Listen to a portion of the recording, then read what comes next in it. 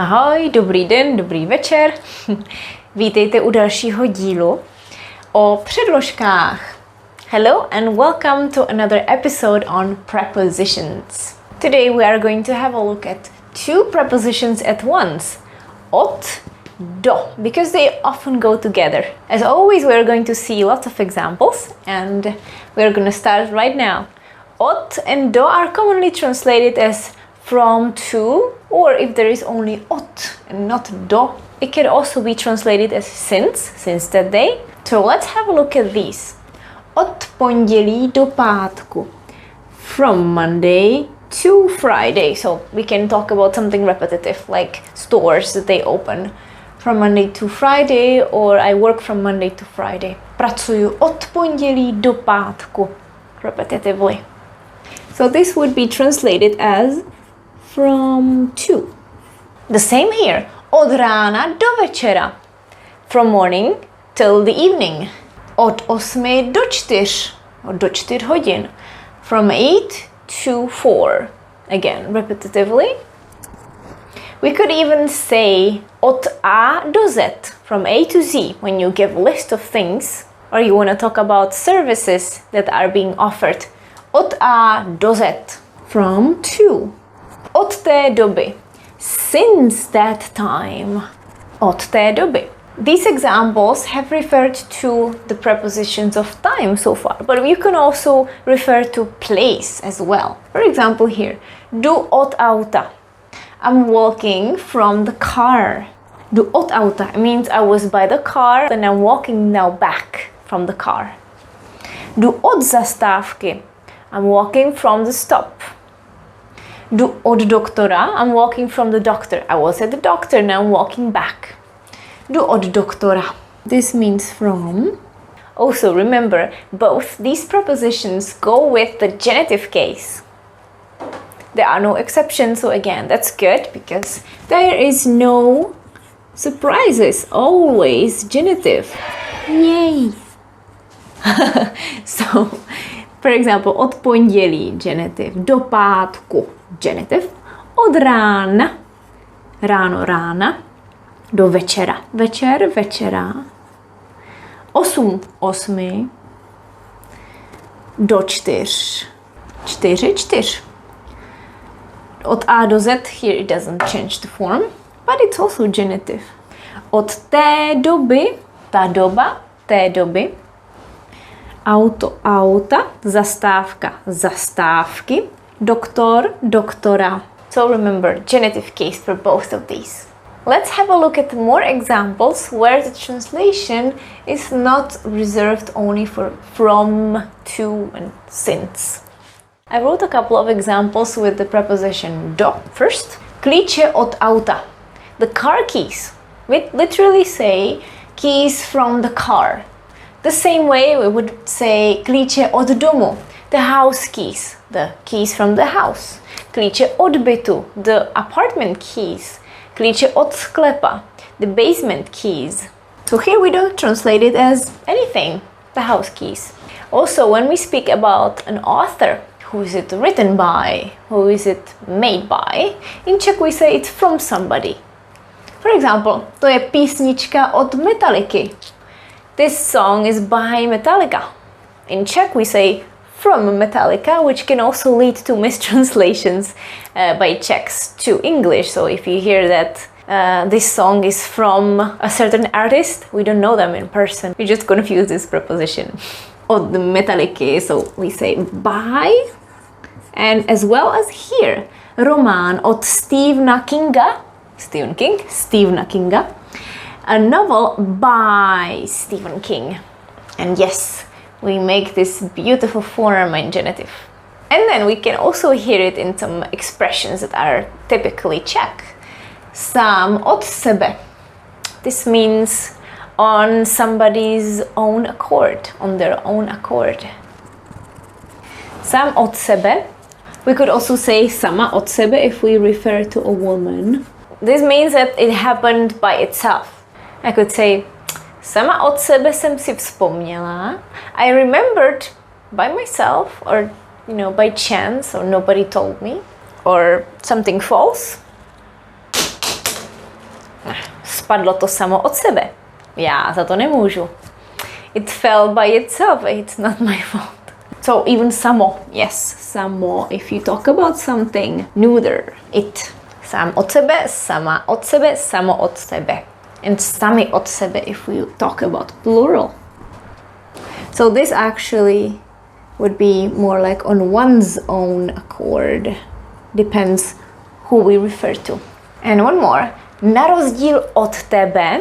This means unlike you. Od tebe, unlike you. Na rozdíl od tebe, já umím vařit. Unlike you, I know how to cook. And literally this is in difference from you. So the difference between you and me is that. So we would say this as unlike. Again, remember the genitive case. Auto, auta, dům, domu, metalika, metaliky, Stephen King, Stephena Kinga. Sám, sebe. It's actually the same word, but in different case. And ty, tebe. So you could replace this by another pronoun. Na rozdíl ode mě, na rozdíl od ní, na rozdíl od Petra. Unlike Peter. And a couple of more phrases with od. This time I get it right. This is a really useful phrase. To je od tebe milé. This is kind of you. And then we can say something else. So milé would be kind. To je od tebe hezké. That is nice of you. Or to je od tebe ošklivé. That is just nasty. That is ugly. That is not kind of you. And more adjectives. You can be creative. So like you can replace this one as well. You can put a different pronoun, different adjective here. But the most important thing is that we translate this preposition as of. This is nice of you. We can also say je mi špatně od žaludku. I feel sick to my stomach. So I am talking about the source of this pain. And I am saying it's from my stomach. It's coming from my stomach. I feel unwell from my stomach. And another useful phrase. Od toho jsem tu já. Somebody is trying to do something that's your job. You say, well, this is my job. I could explain this by saying, well, that's the purpose of me being here. But literally, I am here from that. For that reason. I am here for that reason. Literally, it doesn't make sense, but it's something that we say a lot. Od toho, referring to the purpose of someone being somewhere. Or you could change it and say, od toho seš tady ty. You're not doing anything, so this is your job. Come on and do it. Od toho seš tady ty. And before we move to the examples with do, I would also like to remind you of this phrase that you probably know, and that is odkud, odkud jsi. Odkud jsi, which means where are you from? Where od is actually hidden, it becomes a prefix of this adverb. So we are asking, where are you from? And what's the natural response to this? I could say, jsem z České republiky. I'm from the Czech Republic. Jsem z vesnice. I'm from a village. You have to answer z by z. If you want to say that you are directly from that town, from that country, if you answer od, something else, it's not the same thing. Od doesn't mean directly from. Od means from nearby. We were saying in the previous slide, jdu od auta. I'm walking from the car. I was near the car. It doesn't mean I was inside the car. I was near the place where the car is and now I'm coming back. So if you say jsem od České republiky, it means I am from nearby the Czech Republic. It means you're not from the Czech Republic. Maybe there is like a place near the border which doesn't belong to the Czech Republic and doesn't belong to Germany or any of the neighboring countries. Maybe if you come from a village or a small town that nobody really knows, you could refer to the bigger town that's near it. Let's say you come from a village near Brno, and this village is really too small, nobody might know what it is. So you would say, jsem od Brna, and you're just referring to Brno. Yes, I come from nearby Brno, but not from Brno. There you could say od Brna. So remember this difference between z, directly from, and od is from nearby. And also when we refer to people, we more likely use od, like od tebe, because this is something from you, but not directly from you, like from your insides. And one more picture that might help you understand the difference between z and od. For example, you have a place and you're inside and you're going from it. There we would use the preposition z. And then in the second situation, you're not in, or we're not talking about something being exactly in, but it's around here on the outside or somewhere around here. And then we say od. So these are images that are often displayed in the textbooks. I think it really helps to visualize this difference. Jsem z Prahy, jsem od Prahy.